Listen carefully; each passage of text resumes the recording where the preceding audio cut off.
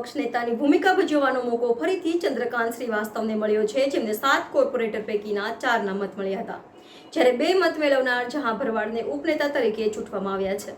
વડોદરા મહાનગરપાલિકાના વિપક્ષ નેતાની ભૂમિકા ભજવવાનો મોકો ફરીથી ચંદ્રકાંત શ્રીવાસ્તવને મળ્યો છે, જેમણે 7 કોર્પોરેટર પૈકી 4ના મત મેળવ્યા હતા। અમદાવાદ ખાતે 7 મહાનગરપાલિકાના વિપક્ષી નેતાની ચૂંટણી યોજાઈ હતી, જેમાં વડોદરા મહાનગરપાલિકાના વિપક્ષ નેતા તરીકે ફરીથી ચંદ્રકાંત શ્રીવાસ્તવને ચૂંટવામાં આવ્યા છે।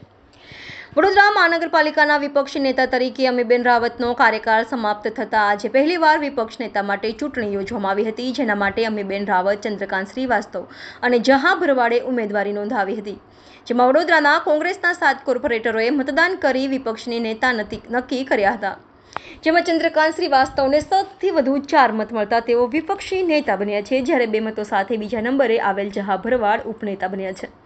જોકે ચંદ્રકાંત શ્રીવાસ્તવનું વિપક્ષની નેતા તરીકે પ્રબળ નામ હોવાનું અનુમાન ગઈકાલથી જ લગાવવામાં આવી રહ્યું હતું અને આજે આ અનુમાન સાચું સાબિત થયું છે।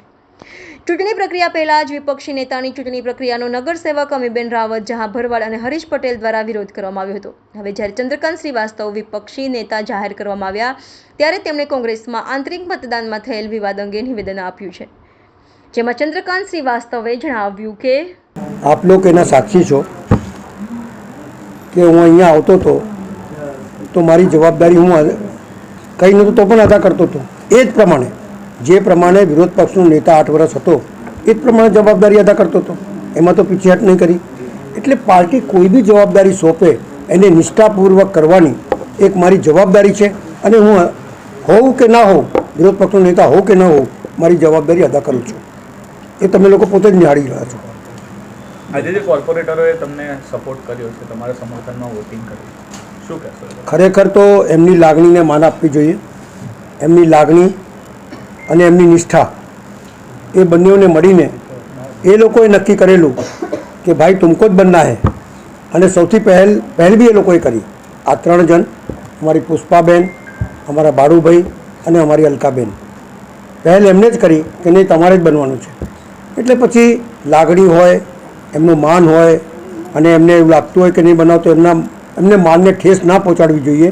હું તો આ કામ કરતો જ હતો, પણ એમને લાગ્યું કે ભક્તુભાઈ હશે તો વધારે કામ થશે, અમારા બી કામ થશે। એ પ્રમાણે એમને જે વિચાર્યું એ માનને હું ખરેખર નમસ્કાર કરું છું અને એમનો માન હંમેશા રહે એ પ્રમાણે મારો પ્રયત્ન રહેશે અને હું કામ કરતો જ રહીશ, એ મારો વાયદો છે। આગળ ઇલેક્શન આવી રહ્યું છે કોર્પોરેશનનું, શું માનો છો? આ કોંગ્રેસ પાર્ટી માટે પહેલો ઇલેક્શન છે। આખી જિંદગી કોંગ્રેસ પાર્ટી ઇલેક્શન લડી છે। જે પાર્ટીએ અંગ્રેજો સામે 99 વર્ષ સુધી લડાઈ લડી, લાઠી ખાધી, ગોળી ખાધી, ફાંસીના માથા પર ચડી ગયા અને લોકશાહીને ટકાવવા માટે એમને જે કંઈ કર્યું છે, જે બલિદાન છે, જેના લીધે વિરોધ પાર્ટી બેસી છે, પણ લોકશાહી રહેવી જોઈએ। પાર્ટી રહે કે નહીં રહે, આપણે હંમેશા કામ કરતા રહેવું જોઈએ। આપણને પોસ્ટ મળે કે ના મળે એ પ્રમાણે આગળ વધવું જોઈએ। ઇલેક્શન આવશે ત્યારે બતાડીશું, કારણ કે પહેલાં તો એવું કહેતા હતા કે કોંગ્રેસ મુક્ત ભારત, પણ નહીં થઈ। કોંગ્રેસ લોકોના જડ સુધી પહોંચેલી છે અને કોંગ્રેસે જે કામ કર્યા છે ને એ વિચાર બી ના શકે લોકો। એ બધી જે બનાવેલી દેશને એ બધા એકમો તોડી રહ્યા છે। બેકારી થઈ ગઈ છે, મોટા મોટા વાયદા, 2 કરોડ યુવાનો को નોકરી મિલેગી, આ ફરે છે લોકો। કોન્ટ્રાક્ટ પદ્ધતિ થઈ ગઈ। हमारी सरकार आएगी तो 40 रुपये पेट्रोल मिलेगा। અહીંયા બોલતા હતા કુછ નહીં આપીશું, તમે શુદ્ધ જળ આપીશું, બધે ગંદો જળ આવે છે। એટલે इनके वादे बहुत है, वादे पे वादे हैं, लेकिन वादा नहीं पूरा करते, ये भी एक हकीकत है।